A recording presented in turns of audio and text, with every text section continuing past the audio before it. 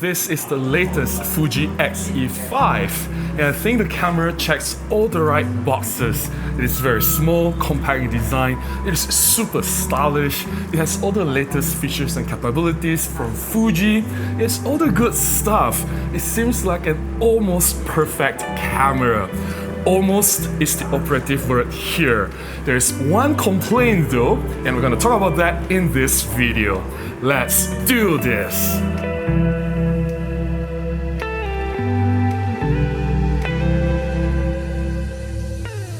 As usual, before we start, here are some important disclaimers. I have no connection or affiliation with Fuji Malaysia. This Fuji X-E5 is not mine. I am actually currently in a camera store. This is the N4 camera store in Mytown Shopping Mall. They have just been newly opened. If you are here in downtown Kuala Lumpur, you want to check out the latest cameras, accessories and gear, do drop by this N4 camera store. Not sponsored, by the way, and special thanks to the people here for allowing me to do my first impression video here of this Fuji X-E5. This is obviously not a review of this camera. I only have this camera to play for a while, but I'm really curious about this camera. I want to share the things that I like and dislike about this Fuji X-E5. Let's start with the things that I really like about this Fuji X-E5. Number one, I really love the compact design of the camera. It is actually very small, very light. It looks like a mini X100 series from Fuji, which is a popular and well-liked camera. Having a smaller camera, you guys know how I love using smaller and compact cameras. Number two, I gotta say, I love the design of this Fuji X-E5. It is super stylish, it has this classic rangefinder flat top design, and on top of that, it has all these classic manual dials that a lot of Fuji lovers talk about. They rave about them, and I understand if you love all these manual shutter speed dials, the exposure compensation dials, and all this retro look, especially this silver version of the camera. It's just a camera that is very inspiring. It just begs your attention to pick it up, to go out and shoot. Number three, I love the fact that Fuji X-E5 has a tilt screen instead of the typical swivel, fully articulated screen. I understand that the swivel screen is more useful if you're doing a lot of video work. I can totally relate because I do have a YouTube channel, I film a lot of videos, but the street photographer side of me prefer the tilt screen. It's just so much easier to use, it's more efficient, it's way faster to operate. And when I'm out doing my street photography, having the tilt up and down screen is better than the swivel screen.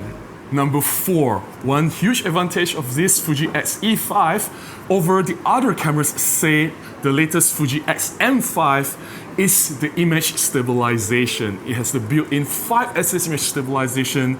Well, if you have truly used the image stabilization and experienced the benefits before, you will know how useful it is and how important it is and the difference that it can make for your photography and videography. For me, I just can't live without image stabilization. Number five, I like that this Fuji X-E5 has a built-in electronic viewfinder. Though it doesn't have the latest panel with the highest resolution or the fastest refresh rate, having tested the electronic viewfinder, it is bright enough, it is clear enough, it's good enough for typical composition. I have no complaints whatsoever, and having an electronic viewfinder is definitely better than not having one at all. Number six, I also appreciate that this Fuji X-E5, although this is not a flagship camera from Fuji, it shares the flagship components. It has the same image sensor, same image processor, a lot of similar capabilities like autofocus performance, and all the advanced features from the higher level flagship Fuji cameras from the X-T5 and X-T50, all baked into this small compact body of the X-E5. You get basically the same image quality from a flagship camera and typically the same performance as well. There are several things that I dislike about this Fuji X-E5. Number one, handling. I understand that this camera is made to be compact, very small in size, but it is far from being the smallest camera out there in terms of a mirrorless camera system. And I've handled cameras that are far smaller than this X-E5 with better handling. I feel that the gripping area in front of the camera is a little bit too smooth. I know there's some texture there, but the texture is not really helping. It is fake plastic feel to it, so a little bit of leathery, rubbery texture would have helped a more secure gripping at the front of the camera. And I think the camera can benefit for some sort of a thumb hook or thumb gripping area at the back, which this X-E5 is lacking. I know I have not really gone out and shoot extensively with this X-E5, but just merely handling the camera for about half an hour here in the camera store, I can feel that this will not be comfortable to hold for the longer duration of time. Number 2, autofocus. Now this is somewhat a little bit of a letdown because I have high hopes for this camera. It does tick all the right boxes. It is beautiful, it is very small, you can change lens, it has mesh stabilization, it has built-in electronic viewfinder, it has tilt screen. So it seems like the perfect everyday camera, perfect travel, even perfect street photography camera. But when it comes to autofocus, when I compare this X-E5 against my own Olympus E-PL7 from more than 10 years ago, that autofocus in the Olympus E-PL7 is faster and more reliable.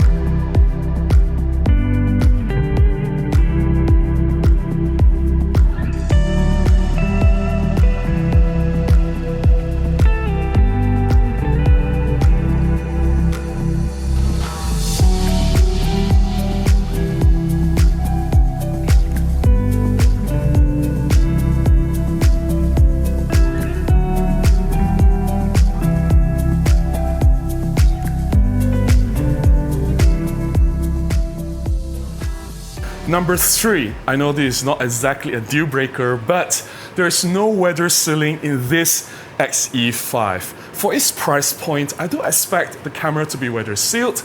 A lot of cameras at this price point out there from other brands, you can find weather sealing typically.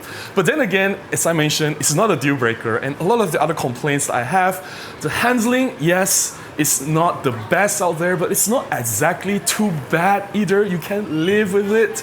And the autofocus, yes, it's not as good as my camera from 10 years ago, but it's also usable. So yes, I'm nitpicking, I admit, but hey, I do expect more from Fuji, and as consumers, as photographers, we want the best from the camera brands. I must admit that one of the things that I cannot test now will be the image quality. I don't have the time to shoot extensively with this camera. I don't have the opportunity to bring it out to do a full day testing. Even if I have one day, that's not enough for me to really test what the image sensor and processor will be capable of. However, this is not exactly a new image sensor. It's not a new processor. You can find similar output from previous Fuji cameras, X-T50, as well as the X-T5. So it's pretty well documented. You can find a lot of reviews out there if you want to gauge the image quality you can get from this X-E5. From what I've been saying so far, it does seem like I really like this Fuji X-E5, and I do want to fall in love with this camera. What is there not to like? It is very small, it looks like a Micro Four Thirds size camera, it's fairly compact, very easy to carry around with you everywhere. It looks really stylish, it has this classic rangefinder style, it looks like a mini X100 that a lot of people love. You can change lens, which you can't do with the X100, so that's a bonus on this X-E5. It has all the important features, be it electronic viewfinder, tilt screen, which I love for my street photography. It has latest image sensor, image processor, the capabilities from the flagship level cameras from Fuji, the latest autofocus performance, and also built-in 5-axis image stabilization that will make a huge difference when it comes to steadying your shots. So, why is this not the perfect camera? I only have one complaint: the pricing. It is priced at what? 1,700 US dollars? And currently in Malaysia it's 7,000 ringgit body only. At that price, you can get the flagship camera from Fuji, which is the X-T5. You get more benefits, you get wider ceiling, you get higher resolution viewfinder, and basically the camera has better handling as well, and dual card slots, and perhaps longer battery life. Basically, everything is better with the X-T5 because it's a flagship camera. I know, the camera is bulkier, heavier, it's not the same design. I just think that the pricing for this X-E5 is a little bit too high. If you found my sharing beneficial, please consider buying me a cup of coffee, or you can contribute directly to my PayPal, or you can join as a member on this channel. Any contribution goes a long way. You can do any of them by looking at the links in the description below. Until the next one, please go out and take more photographs. Bye-bye.